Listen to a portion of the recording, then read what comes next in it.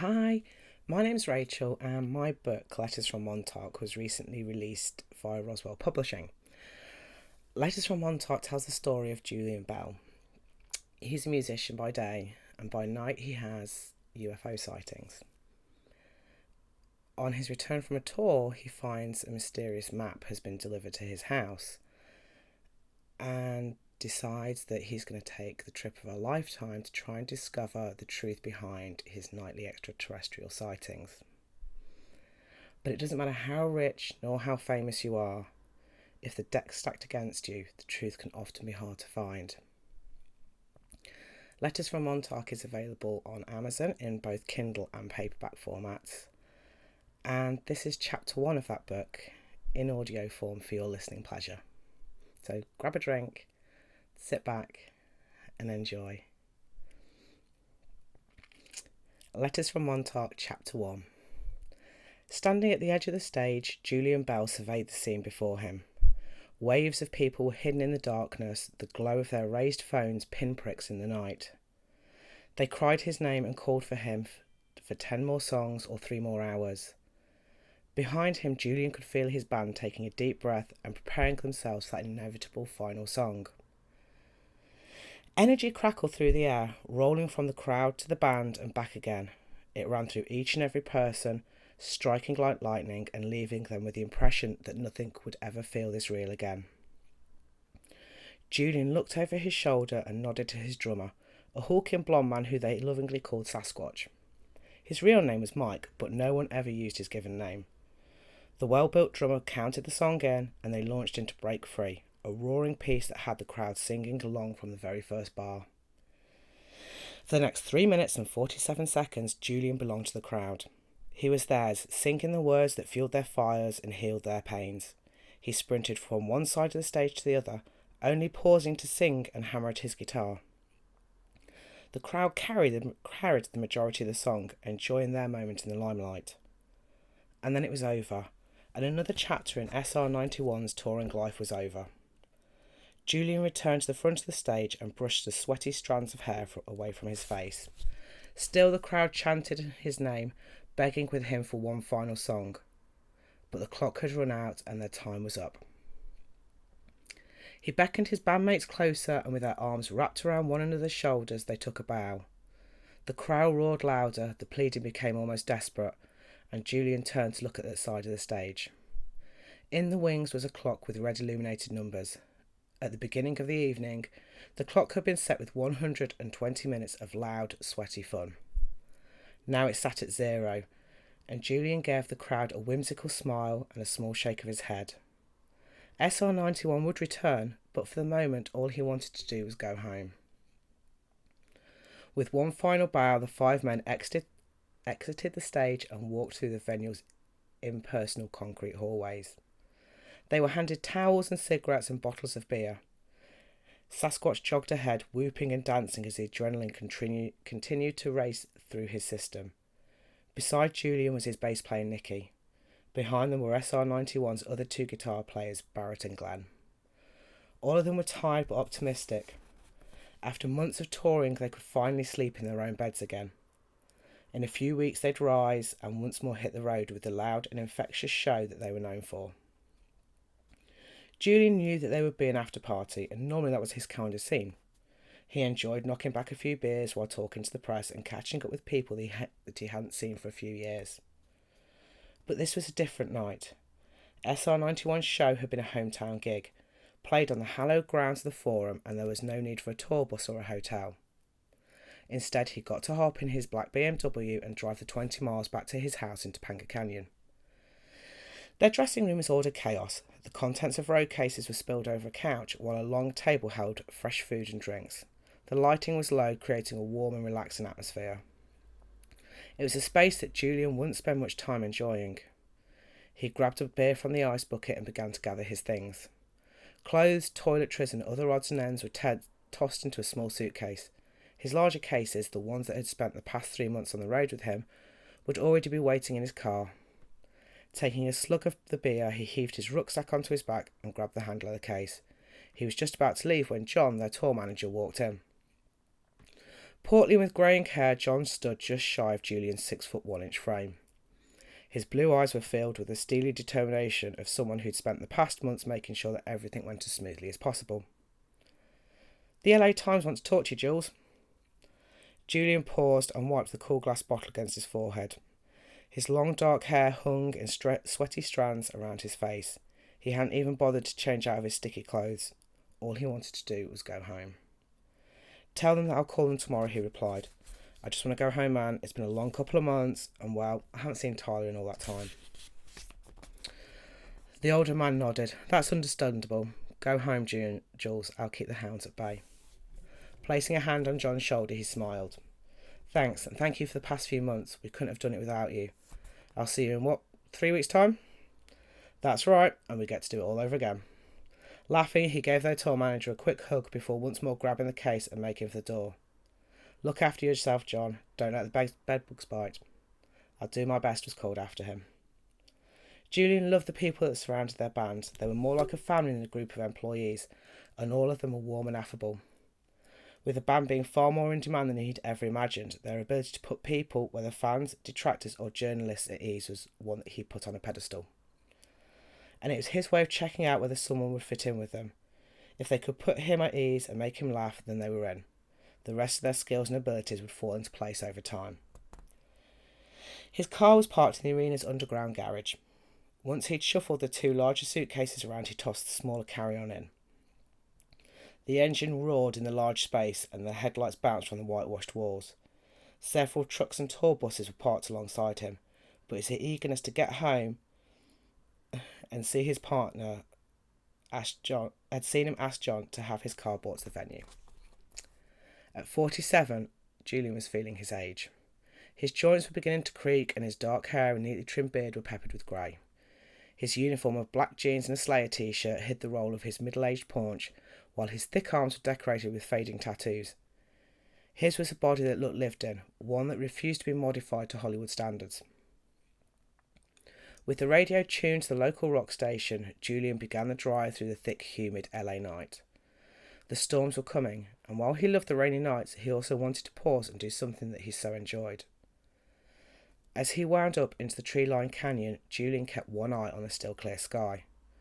With the city lights receding, the sky became clearer and the stars slightly brighter. On finding his favourite spot, Julian pulled over and stepped from the car.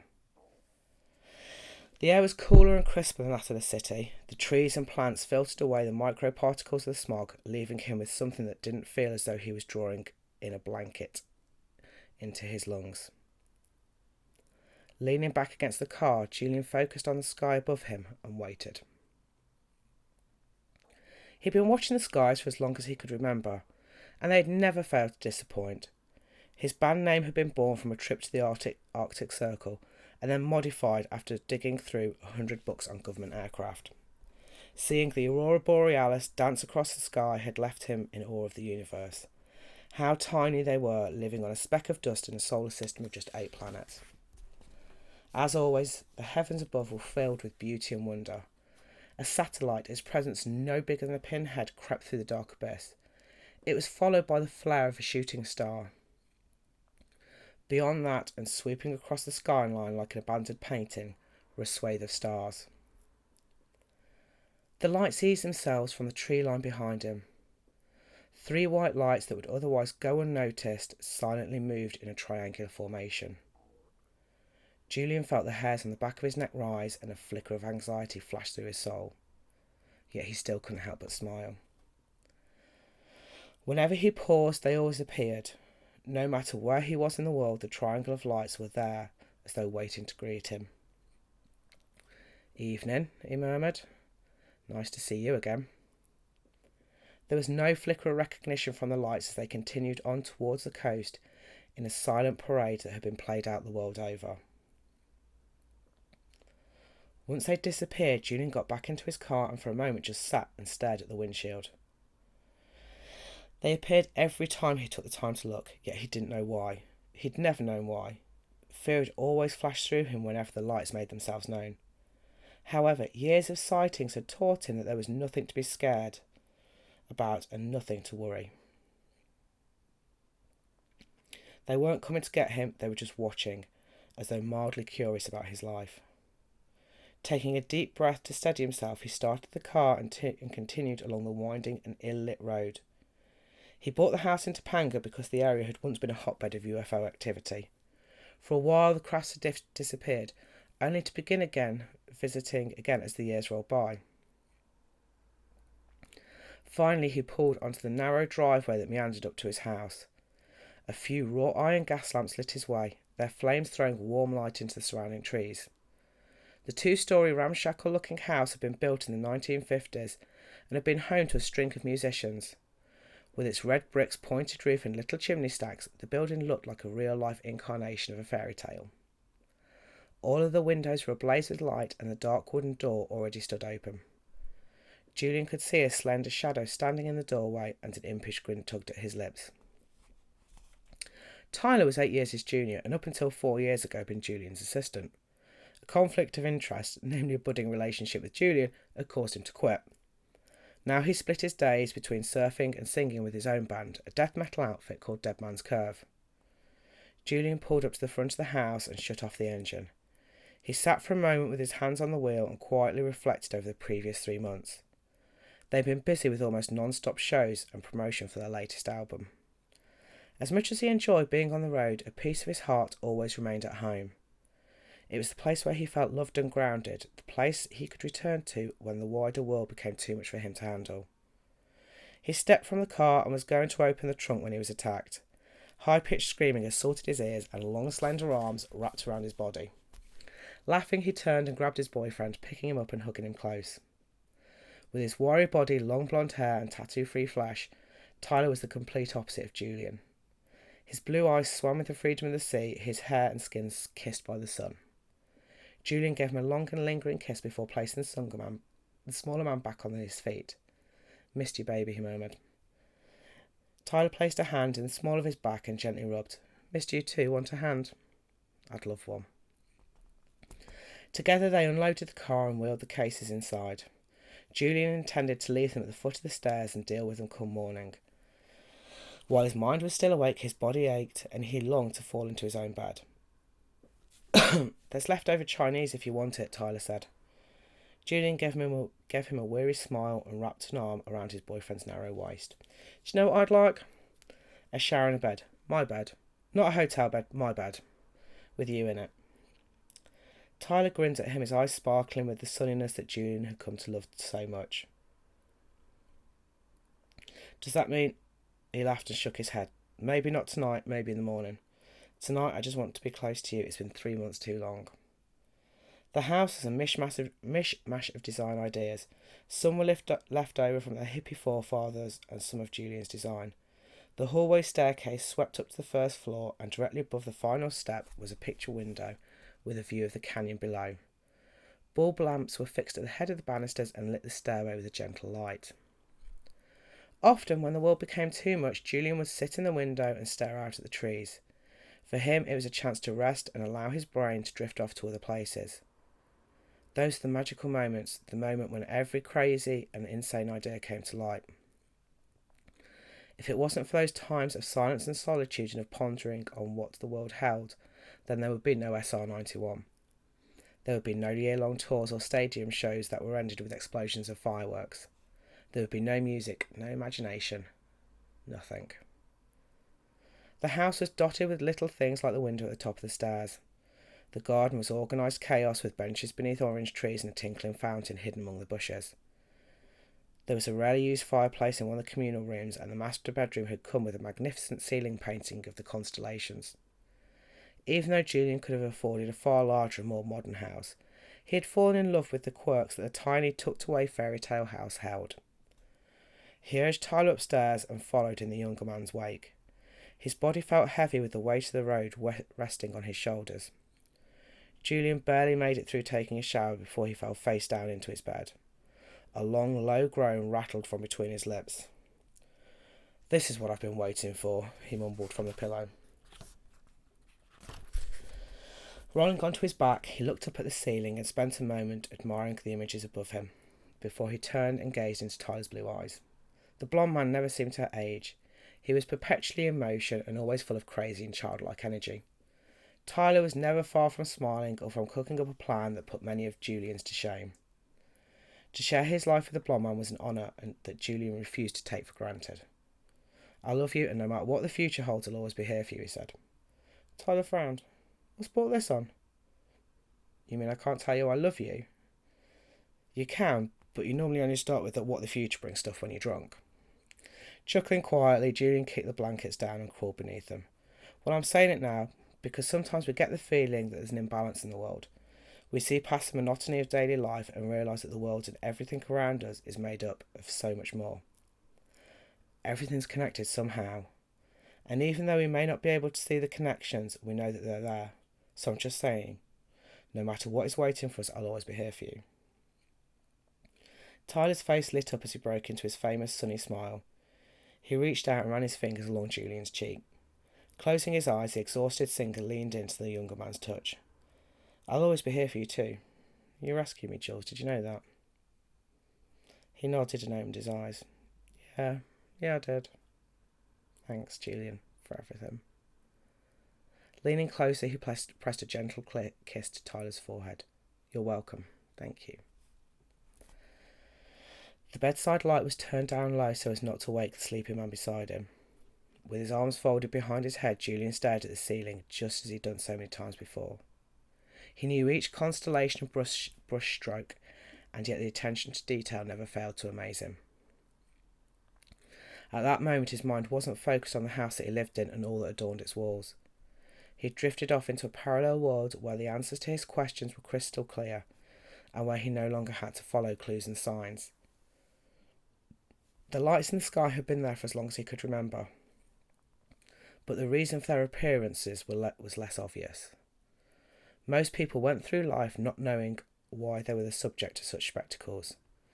Julian wanted to know. He craved the truth, and for the past 20 years he'd been digging for information. Sliding from the bed, he tiptoed out of the room into his small office. Turning on the desk lamp revealed a room that was crammed with books and paperwork. The cheap chipped wooden desk was piled with binders and printouts, and behind his worn yet comfortable chair was a bookshelf piled with books and oddities. Above the desk was a large corkboard with seemingly endless pieces of paper and photographs tacked to it. In the single empty spot on his desk lay the pile of mail that had gathered during the tour. At the top of the stack was a yellow manila envelope which bore no return address. The New York postmark stated that it had been mailed just 5 days earlier. Unwinding the string, Julian reached inside and pulled out an aged piece of folded paper.